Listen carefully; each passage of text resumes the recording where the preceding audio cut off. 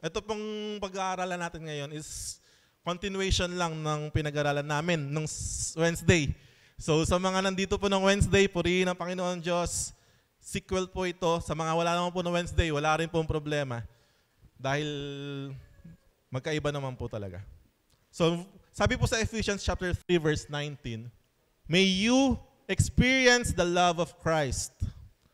Though it is too great to understand fully, then you will be made complete with all the fullness of life and power that comes from God. Hallelujah. Ano po sabi diyan? You will be made complete. Sino po ritong gustong makompleto? Ibig sabihin po wala talagang somehow, kahit hindi natin aminin, INC po tayo. Incomplete. Hindi po Iglesia ni Cristo incomplete. Somehow meron pong kulang po sa pagkatao natin. Maraming area ng buhay natin na maaring sa financial side, kulang. Maaring sa physical side, kulang. Kailangan may sakit, whatever. Emotional side natin, spiritual side. Sa lahat ng area ng buhay natin, maaring may kakulangan. Pero sabi po sa verse na yan, sa Ephesians 3:19, you will be made complete. Sino po rito ang gustong makompleto sa umagang ito? Hallelujah. You will be made complete. Alam niyo yung centrum, complete. Hallelujah. Ano po ba yung centrum? Vitamins yun, tama po ba? Ano po ba yung vitamins? Food supplement. Tama? Para yung mga sustansya, mga vitamina, na hindi natin nakukuha sa pagkain, kaya tayo nagtitake ng vitamins para makuha natin. Tama po ba? Kasi yung mga kinakain naman natin, kulang-kulang naman ng sustansya at nutrients yan eh. Kaya tayo nagtitake ng mga vitamins. Tapos sabi ng Centrum, pag tinake mo to, complete daw from A to zinc. Ayaw ko kung totoo yan ha. Pero sinasabi ng Panginoong Diyos sa kanyang salita, you will be made complete with all the fullness of life. Hallelujah. I love it. Sino po ritong gustong makumpleto ng kabuuan ng buhay?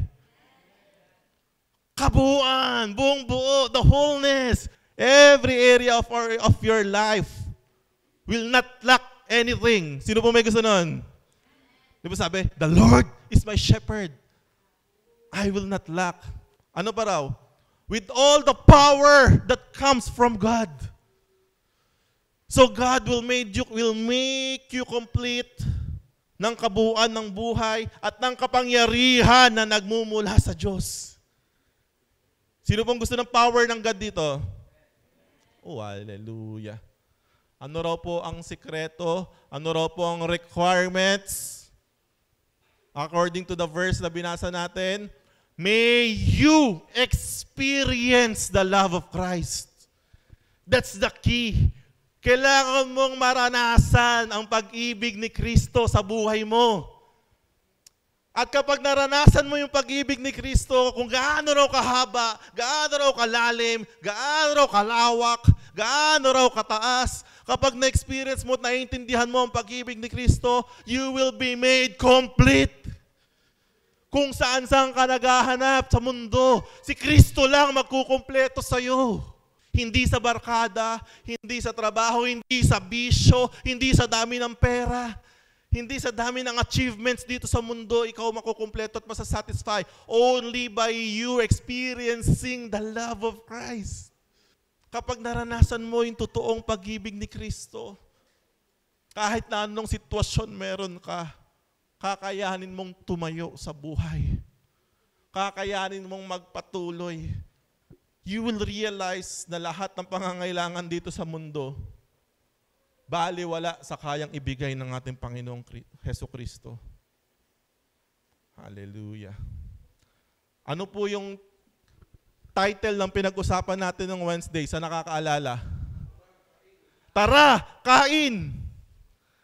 Ang pinag-usapan po namin last Wednesday, kung ang pisikal na katawan po natin, pinapakain natin 3 beses hanggang 7 beses isang araw, dapat ang ating spiritual na buhay din, pinapakain din po natin. Ang pagkain daw po nito ay ang salita ng Diyos. Sinabi ng Panginoong Jesus, I am the bread of life. It is Jesus. You need to feed your soul with Jesus Christ every day. Kaya ang title po natin ngayon, sabi ko part 2 ito, Tara! Kain ulit! Ewan ko sa inyo tayo mga Pilipino mahilig kumain Tama po ba? Hindi mo pwede sabihin, hindi mahirap lang kami, hindi ako kumain. Hindi po totoo yan. Lahat po tayo mahilig kumain. Paano ko nasabi? Dito lang sa Pilipinas, kahit sang kanto ka pumunta, may unli. Dati ang samgyup nasa 500 Ngayon, 199 na lang yung samgyup. Tama? Unli na yun Why? Patok na patok sa market Ano yung unang-unang nagpauso ng unli dito? Mang Inasal. Naalala niyo yung hype ng Mang Inasal? Talaga naman, lahat ng Pilipino nakapila sa Mang Inasal. Ito yung kapanahunan namin la AJ, yung tatakaw namin. Ako nakakapito. Sagad ko po 7. Si AJ, 15 yata. Ganyan po tayo mga Pilipino, mahilig tayong kumain. Kaya naman, talagang love din tayo ni Lord. Alam niya, mahilig tayong kumain. Pero ngayon, pinapaalala ni God. Mahilig kang kumain ng physical na pagkain. Kailangan mahilig ka rin kumain ng spiritual na pagkain. Oh, hallelujah. Ang pag-uusapan po natin ngayon, John chapter 6 lang. Ang haba po niyan, tila 80 verses yan. Pero di po natin isa-isahin, wag po kayong mag-alala. Ang John chapter 6 po, nag-start po yan. Nakikinig po ba ang bawat isa? Ang John chapter 6, nag-start po yan nung ang Panginoong Hesukristo ay nagpakain ng 5,000 tao. Alam mo, si God mahilig talaga magpakain So nag-start yung storya ng buong John chapter 6 nung nagpakain siya ng 5,000. Mind you, lalaki lang po yun, yung binilang. Paano pa yung mga babaeng kasama? Paano pa yung mga batang kasama? So ang estimate daw nun, mga nasa around 8 to 10,000 ang napakain. Or higit pa kung maraming babae at anak. Sipin mo yun, pinakain ng Panginoong Jesus. It's a miracle! Then, right after that, ang istorya po, ito po, yung istorya ng John chapter 6 para masundan lang po natin. Pagkatapos po niyan, inutusan na ni Jesus na pumunta sa kabilang ibayo yung mga disciples. Then si Jesus naglakad sa ibabaw ng dagat. Yan, hindi po natin isa-isa yan. Ito lang po yung sunod-sunod ng istorya. Ngayon, yung mga taong pinakain ni Jesus, ang dami po nun. Dahil nakakita sila ng himala, nakakain sila ng masarap na tinapay. And I believe, yung kinain nilang tinapay is the best tinapay. Tama ba ba? Kasi nagmula sa Panginoong Jesus yun. Hinanap nila si Jesus. Nagtataka sila Hinanap na, asan na si Jesus na nagpakain sa amin? So, sundan natin yung story. Nakita nila sa pangpang, isa lang yung bangka na umalis. Sabi nila, ay si Jesus nandito pa. Yung mga disciple lang umalis. Hanap sila ng hanap, hindi nila makita si Jesus. So ang ginawa nila, kita mo to kung paano yung mga tao talaga nagsusumiksik hanapin si Jesus. Nagsakayan din sila sa bangka, tumawid din sa kabila. At nung pagtawid nila sa kabila, nakita nila si Jesus doon. At tuwang-tuwa ang bawat isa. Sino po rito tuwang-tuwa tuwing nakikita ang Panginoong Jesus? Amen. Every time we feel the presence of our Lord, kakaibang joy ang nasa puso natin. Then let's follow the story. John 6:24. Kaya't nang makita nilang wala roon si Jesus ang kanyang mga lagad, sila'y sumakay sa mga bangka at pumunta sa Capernaum. So ito na nga, talagang nagsasaliksik kay Jesus. Sabi sa John 33:3, seek me and find me and you will find me if you will seek me with all your heart. Hallelujah. 25, nang makita nila si Jesus sa ibayo ng lawa, siya'y tinanong nila, Guro, kailan pa kayo rito? As if concerned, Sumagot si Jesus. Ano sabi ni Jesus? Totoo ang sinasabi kong ito. Hinahanap ninyo ako, hindi dahil sa mga himalang nakita ninyo, kundi dahil nakakain kayo ng tinapay at nabusog. Church, listen. Marami ang umahanap kay Jesus. Marami ang nagpupunta sa church dahil sa pakinabang na physical. That's the reality of life. Hello? Tama? Wag tayo masyadong magpaka-spiritual dito. Talaga naman minsan nagpupunta tayo sa simbahan, minsan talaga naisip natin mag-pray, nagiging spiritual tayo kasi meron tayong kailangan. Amen, mali? Tama naman. And there's nothing wrong with it. There's nothing wrong to ask God for our needs. There's nothing wrong to ask God to provide for our needs. Wala bang problema doon? We all have our own desires. We all have our own ambitions. Nung sinabi ni Jesus yan, mga kapatid, inahanap nyo lang ako dahil nabusog kayo. Church, hindi naman po galit si Jesus nung sinasabi yan. Jesus is not angry with them. Gusto lang sabihin ni Jesus sa kanila na masyadong mababaw at cheap ang pagkakakilala nyo sa akin. It's as if siya yung lagay natin sa makamundong bagay. It's as if Jesus Christ, yung pinakamayaman na tao na kayang bilhin ng lahat, tapos lumapit ka sa Kanya, humihingi ka lang ng pangkain mo sa araw na ito. Nag-set up ka ng meeting sa napaka-prominenteng tao. Tapos humingi ka lang ng pambili ng cellphone. Parang ganyan yung sinasabi ni Jesus. Hinahanap niyo ako dahil nabusog kayo. Hinahanap niyo ako kasi may gusto lang kayo. But hindi niyo alam kung ano ang kaya kong i-offer sa inyo. Na dapat na ito ang ating hinahanap sa Kanya. Mga kapatid, hindi ka lang din nagsimba, hindi lang din tayo nagpupunta sa simbahan na to para lang makakuha ng pagpapala. Hindi tayo nagpupunta sa simbahan na to para lang mabawasan ng kasalanan. Hindi tayo nagpupunta sa simbahan na to para lang masabi na tayo'y may pagkabanal ng konti. We need to change our mindset. Hello? We need to change our mindset. Pwede ba yun? Lawak-lawakan na po natin. Hindi lang tayo nagpupunta dito sa simbahan kasi kailangan. Kasi napilit ng jowa. Nandito yung nililigawan. Magagalit yung asawa. Whatever. Magagalit yung leader. We need to change our mindset in coming to Jesus. Don't chase and focus on your basic needs here on earth. Hey, sa paglapit kay Jesus, don't chase. Anong chase? Huwag habulin. Huwag mag-focus dun sa mga basic needs. Alam natin yung mga basic needs natin. Ano yung mga basic needs ng buhay? Food, clothing, shelter. Because they will be provided now by our Heavenly Father. Every basic needs that we have, as long as we are seeking His kingdom, we are seeking His righteousness, our Heavenly Father will provide. Even before God created Adam and Eve, lahat ng pangangailangan nila provided na. At mas alam ng Diyos ang kailangan mo. Sabi yan sa Matthew 6. Minsan mali pa nga yung hinahabol mo, nakala mong kailangan mo eh. Pero yung Ama natin sa langit, mas alam ang kailangan natin. So don't go seeking Jesus. But Lord, bigyan mo kami ng makakain 3 times a day. Lord, bigyan mo kami ng clothing. Si Jesus ang hanapin mo. Ama ang bahala sa iyo. Our Father in heaven knows that you need them. Matthew 6. Rather,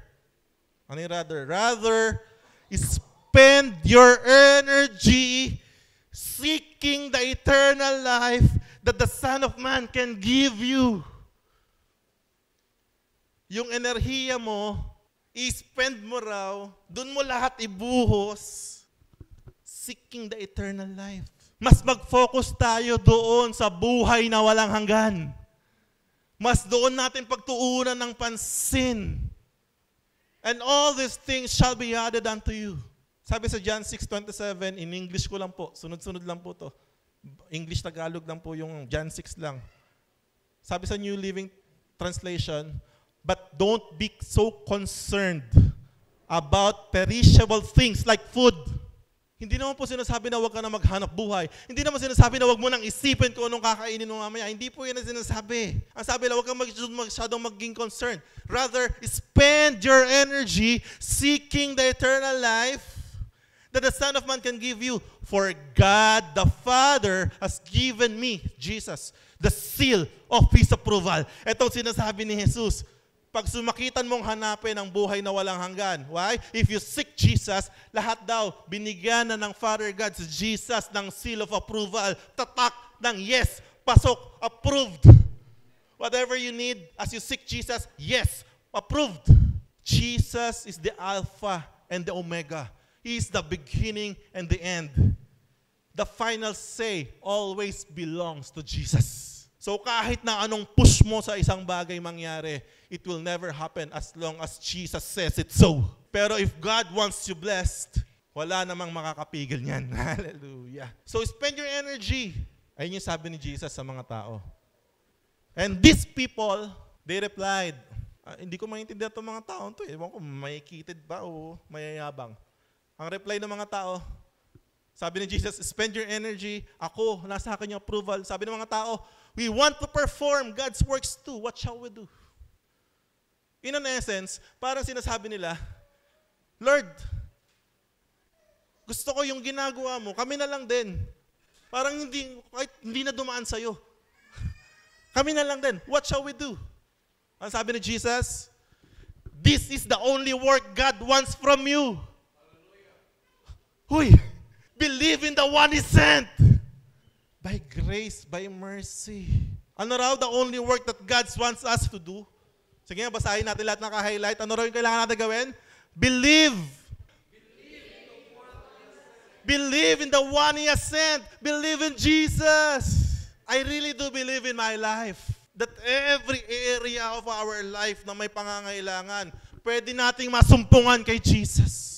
Dahil lang paniniwala kay Jesus, ay paniniwala din sa lahat ng salita ng Diyos, sa kanyang mga utos, sa kanyang mga pangako. If you believe in Jesus, you are believing in His words. If you are believing in Jesus, you are believing in His commands. And you are believing in His promises. If you believe in Jesus, every promises in the Bible, sabi sa 2 Corinthians 1 verse 20, they are all yes. And in Him we can say, Amen. To the glory of our God. Hallelujah. Kaya ano natin? Tara, kain. Pakainin mo. Sarili mo. Huwag mong palipasin ang isang araw na hindi ka nakakain ng salita ng Diyos. Huwag mong palipasin ang isang araw na hindi mo naisip si Jesus, na hindi nag-manifest, hindi nagrema si Jesus sa buhay mo. Why? Kasi kung hindi ganun ang ginagawa mo, pero nagpe-pray ka, hindi ganun ginagawa mo, pero nagsisimba ka, hindi ganun ginagawa mo, you're just doing religious things. Religious things, alam niyo religious things? Ginagawa for religion. Kahit araw-araw ka magsimba ng paluhod, mula bahay niyo hanggang simbahan. Kahit 10 oras ka nagdadasal isang araw, kung hindi mo nakikita si Jesus at nag-manifest sa'yo, they're all in vain. Ito, I have a question. Look, are we giving too much of our attention to Jesus? Teka lang, masyadong okay na tayo kay Jesus. Pastor, remember, God is Father, Son, and Holy Spirit. Baka magselos naman ng Father and Holy Spirit. Pastor, kailangan, balanse. Kailangan kung gaano karami ka mag-share kay Jesus, gaano ka rin karami mag-share kay Father, gaano ka rin karami, papantayin mo lagi para walang selosan. God is a jealous God. Definitely not. Definitely not. Ay, tingnan natin mabuti. Kaya nga Godhead, 3 in 1. Bakit sa kape, dali natin intindihin. So tingnan natin. God is the Creator.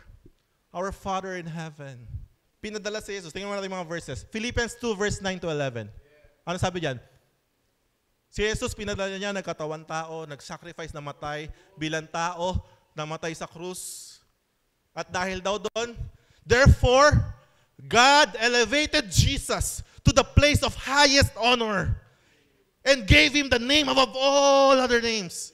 That at the name of Jesus, every knee should bow in heaven and on earth and under the earth, and every tongue declare that Jesus Christ is Lord, to the glory of God the Father. Hallelujah. Palakpakan si Lord. Thank you, God. Whenever you're giving glory to Jesus, the Father is receiving it.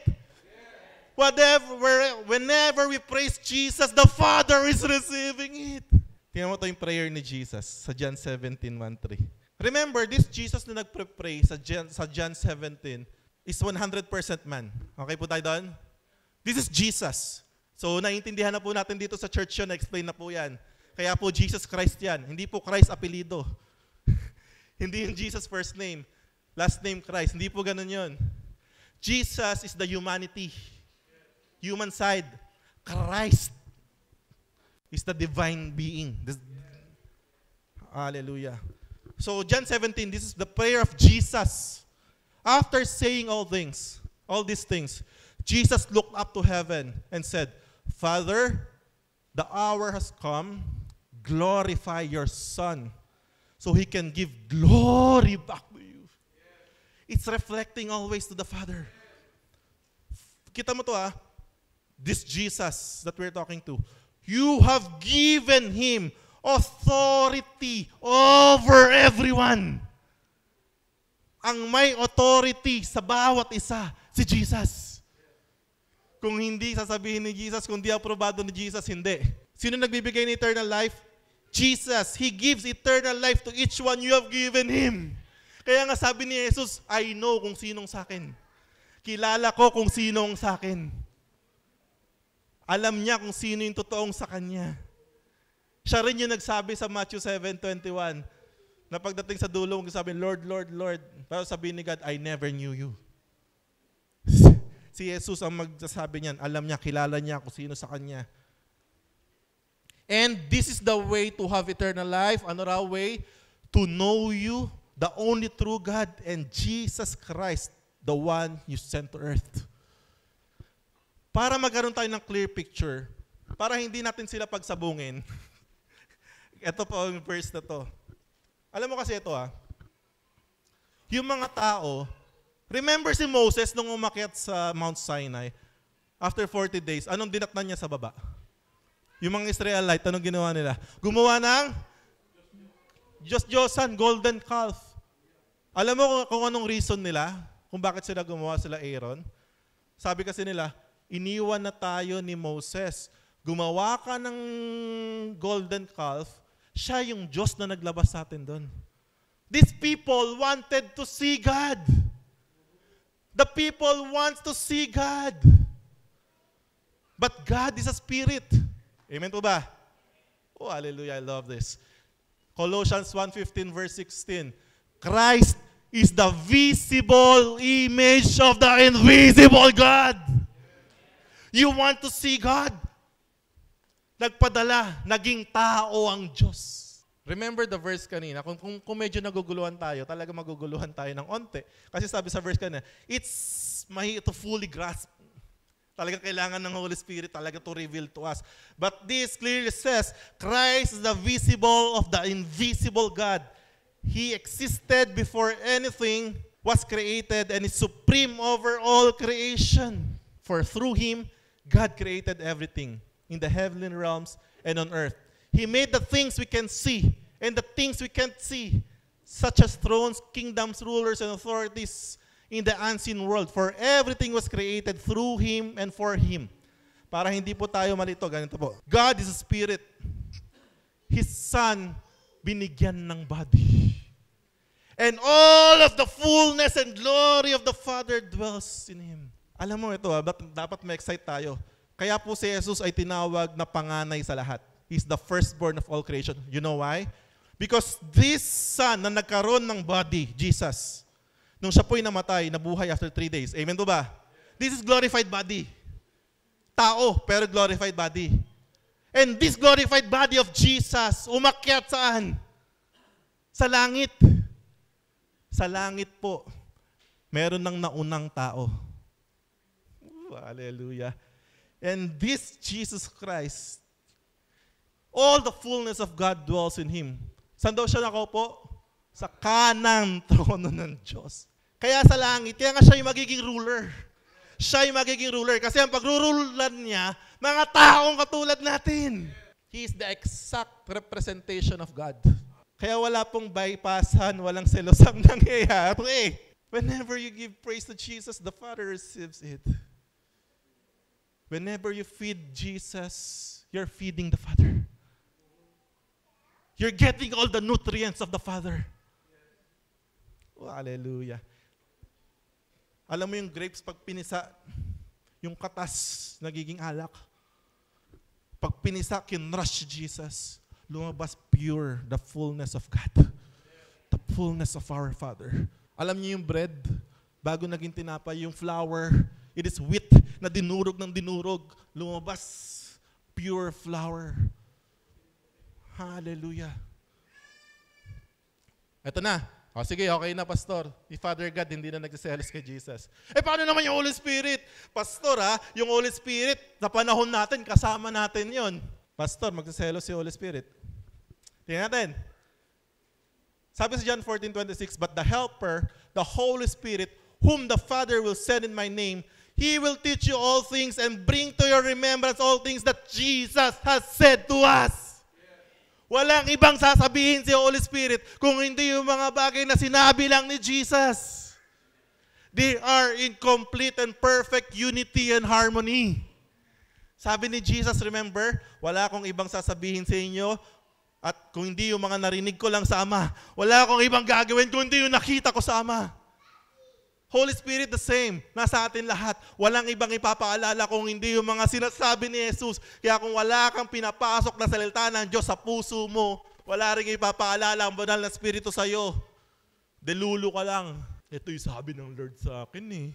Alam nyo ba, the Holy Spirit is pleased every time Jesus is being revealed. Do you know that? Do you feel the presence of the Holy Spirit now? Do you feel the embrace of the Holy Spirit now? Because Jesus is being revealed. Whenever we do praise and worship, na wagas, the Holy Spirit is moving. Because Jesus is being revealed. The Father is glorified. Kaya pag nag-share po kayo sa mga tao, ano ba sinishare natin? Gospel. What's the gospel? It's the good news.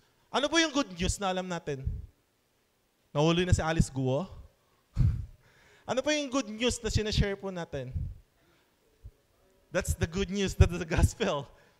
Jesus, the Son of the living God, died on the cross for the forgiveness of our sins. And it doesn't stop there. And then after 3 days, He rose again. And now He is seated at the right hand of the Father. At alam mo yung pinaka-good news? Darating ang oras. Inaantayin natin, babalik siya. Ayun ang good news. Hallelujah. And the Holy Spirit, lagi kang gagabayan. Holy Spirit, papansinin mo to. Pag mag-share ka, all about good news, kahit utal-utal ka, magugulat ka, nakapag-share ka na maganda. Na i-deliver mo ng maganda. Why? Because the Holy Spirit is anointing you. He's leading you to share. He's leading you to do this para maibigay mo yung good news. I will give you a clear example of that. Si Peter, kilala naman natin si Peter. Si Peter po ay napaka-panatiko talaga ng Hebrew. Di ba nagtalo pa sila ni Pablo dyan? Kasi si Paul, maka-Gentile. Si Peter, maka-Hudyo. Si Peter, ayaw sa Gentile. Tama po ba? Si Paul, pro-Gentile. Kaya nga nirebuke ni Paul si Peter, di ba? Kasi nung mga may Gentile, si Peter, halubilo. Nung nagdatingan yung mga Hudyo galing Jerusalem, ay, itong si Peter biglang kumalas. Nakita ni Pablo, nirebuke siya. So medyo medyo aloof si Peter sa mga Gentiles. But one day, isang araw, etong si Cornelius, isa po siyang Roman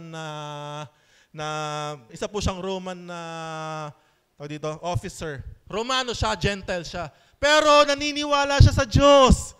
This Cornelius is praying to God.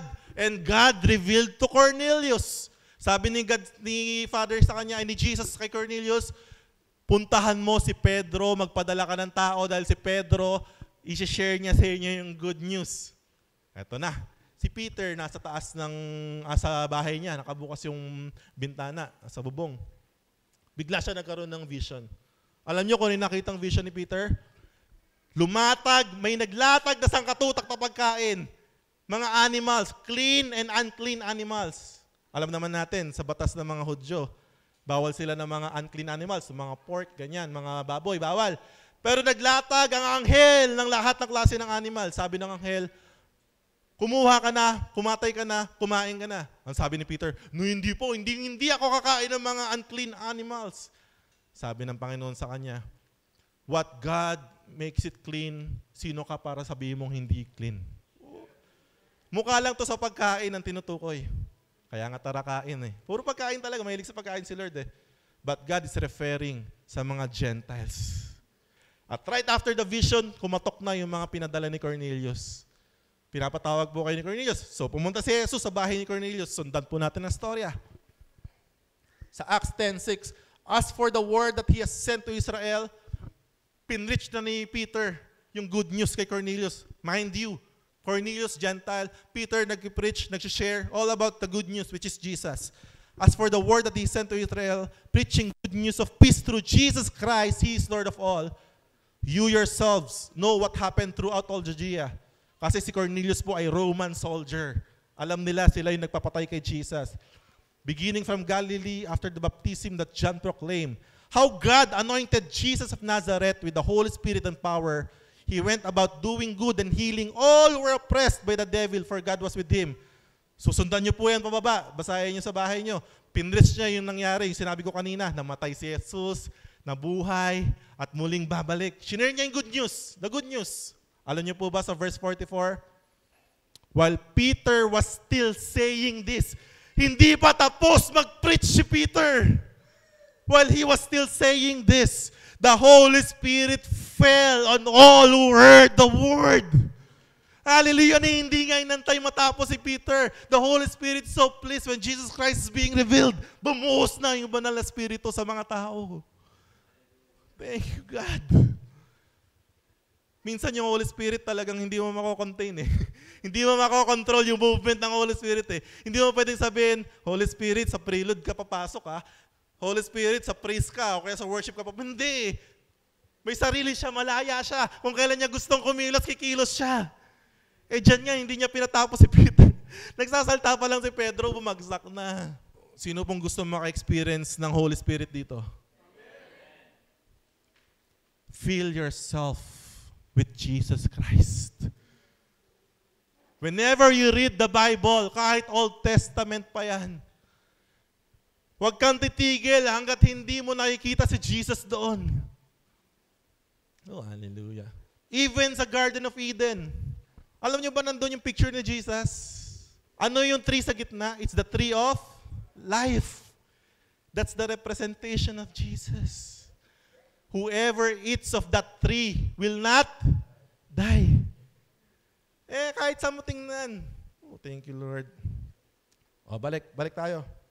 Kaya naman, busugin mo ang iyong sarili sa pamamagitan ni Jesus. Ever wonder why fasting is very powerful? Sino pa rito nakapag-try na mag-fasting? Alam mo, even sa medical side, hindi spiritual, fasting is very beneficial. Tama? Kasi when you do fast, nilalabas ng katawan mo yung mga toxic. Kaya nga, in the first days, magje-jebs ka ng marami, ng mga malabnaw, mauubos. Nare-reset yung laman ng sikmura mo. It's very beneficial. Especially in the spiritual side. When you do fast, hindi ka kumakain, tama po ba? You're not eating physical food.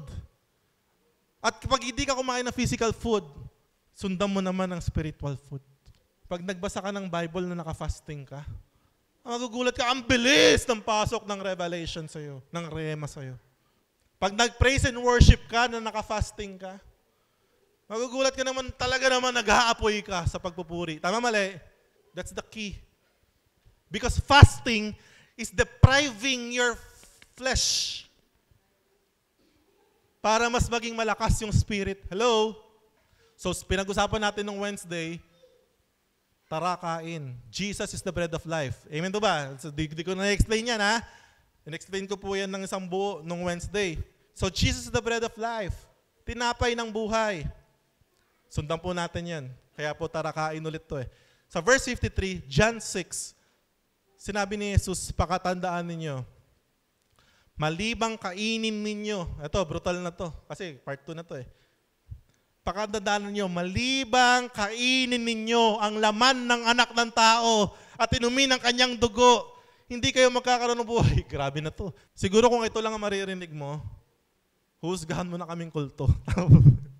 Kung ito lang, kunwari sa YouTube naka-upload, in-scroll mo, dyan sakto pumasok. Malibang kainin yung laman at inumin yung dugo. Grabe, pinipitch nila doon. Ang kumakain ng aking laman at umiinom ng aking dugo ay may buhay na walang hanggan at muli ko siyang bubuhayin sa huling araw. Sapagkat ang aking laman ay tunay na pagkain at ang aking dugo ay tunay na inumin. Ang kumakain ng aking laman at umiinom ng aking dugo ay nananatili sa akin at ako naman sa kanya. Hallelujah. Kaya nga sabi ko po ng Wednesday, si Jesus talagang favorite niya lagi is the bread and wine. Ever since Old Testament, bread and wine nandiyan na yan. That's the symbolism of Jesus Christ's body and Jesus Christ's blood. Whenever we do Holy Communion here, we're taking the bread, the body of Jesus, and the wine, the blood of Jesus. Hello? Now, yung bread, it symbolizes what? Una, the Word of God. Tama? Hindi lang sa tinapay na bubuhay ang tao, kundi sa bawat salita na namumutawi sa bibig ng Diyos. So if you want to consume the flesh of Jesus, kung gusto mong kainin yung katawan ni Jesus, kumain daw tayo ng salita ng Diyos. That's how we consume the flesh na sinasabi. Kasi ang kumain daw ng katawan, hindi na mamamatay. So kumain ka ng salita ng Diyos. Ano pa? Ano pa sinisimbolo ng katawan ni Jesus, ng bread? It also symbolizes, hey, listen, the healing that Jesus brings. Yung katawan niya na perfecto, I really do believe the physical flesh of Jesus is perfect. Perfect po yun. Walang bahid na sakit kahit onte. Perfectong perfecto. Sinaktan, sinugatan, binugbog. Perfect body of Jesus. Sabi sa Isaiah chapter 53 verse 5, by His stripes, we are healed. Sa lahat ng mga sugat na tinamo niya, tayo po ay pinagaling. So kung meron kang karamdamang nararamdaman, may sakit ka, may sakit ang mga pamilya mo, you can confess, you can claim this word, Panginoon, your body, sinugatan para sa aming kagalingan. Ano pa? Ano pa sinisimbolo ng kanyang katawan? It also reminds us about the sufferings that Christ has undergone. Every time we partake of the body of Christ, ito yung mga inaalala natin, yung suffering ni Jesus. Why? Sabi ko nga, dahil bago maging tinapay yan, ano muna yan? Flour. Dinikdik muna ng dinikdik. Same thing. Sabi po sa Isaiah 53:5, He was crushed for our iniquities. He was pierced for our transgressions. And the punishment that was meant for us fell on Him. And by His stripes, we are healed. So whenever we partake of the body, whenever we take the Word of God, we should be remembered, maalala, yung mga sakripisyo ni Jesus para sa atin. And the wine, ano sinisimbolo ng alak? The wine symbolizes the forgiveness of our sins. Hello?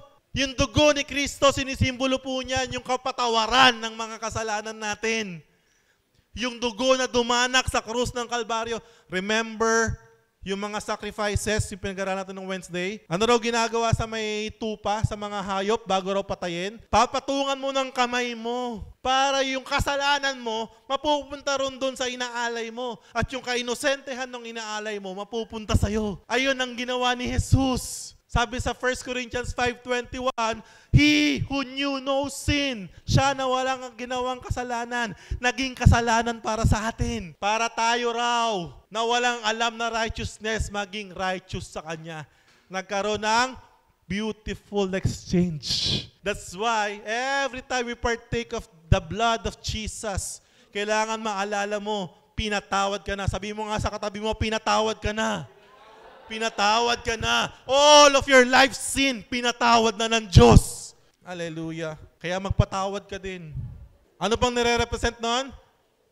Church, it also represents the Holy Spirit that dwells through us in believing Jesus. Ano po yung meron sa alak? Espiritu, tama? Ewan ko sa inyo, ha? hindi na ito masyadong spiritual, pero ang alak may espiritu. Tama, mali?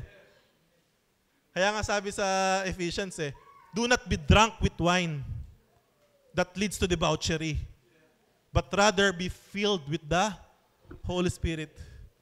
Lagi po yung magkaka-connect.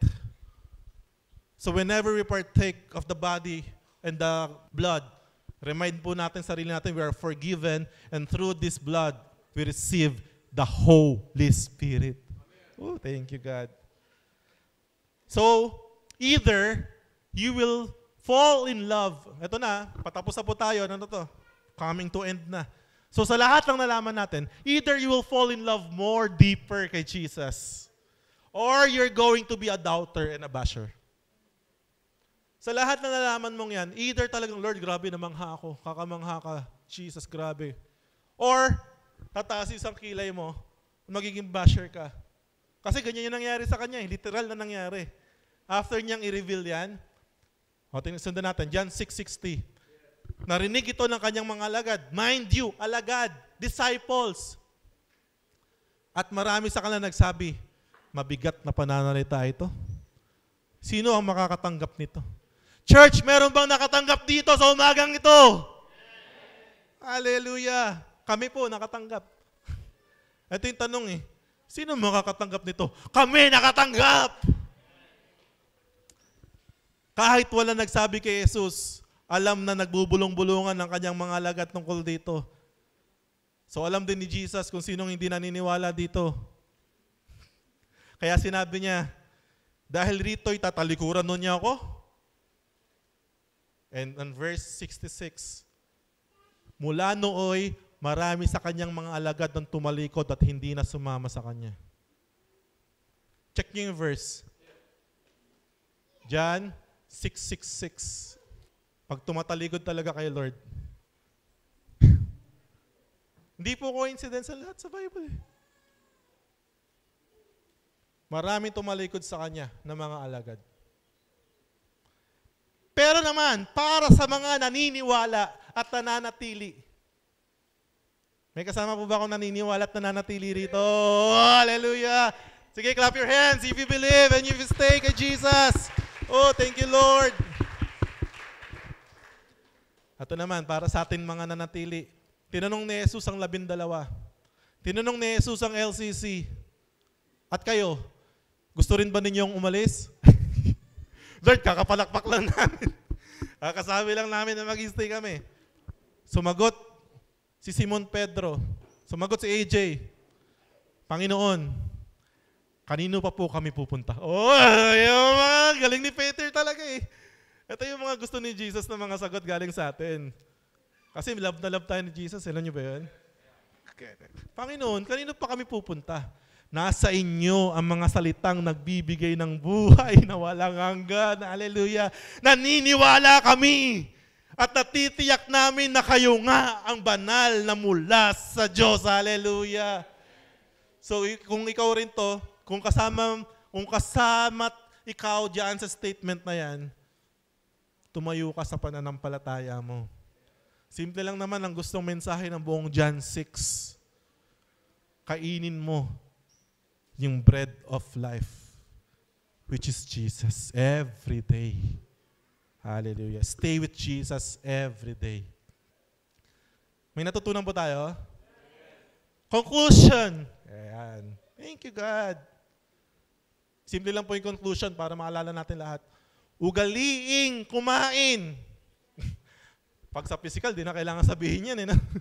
Ugaliing kumain. Araw-araw ng salita ng Diyos. At huwag hihinto hanggat hindi mo nakikita at nagre-rema si Jesus sa puso mo. Bago mo isulat sa devotion notebook mo, make sure that you discern kung saan kumilos ang Panginoong Jesus diyan. Don't stop until your inner man is satisfied. Don't stop until yung Holy Spirit nagbigay ng approval sa'yo. Don't stop until the Holy Spirit talaga namang yung joy, yung puso mo napupuno na ng joy. What a happy day. Oh, what a glorious day.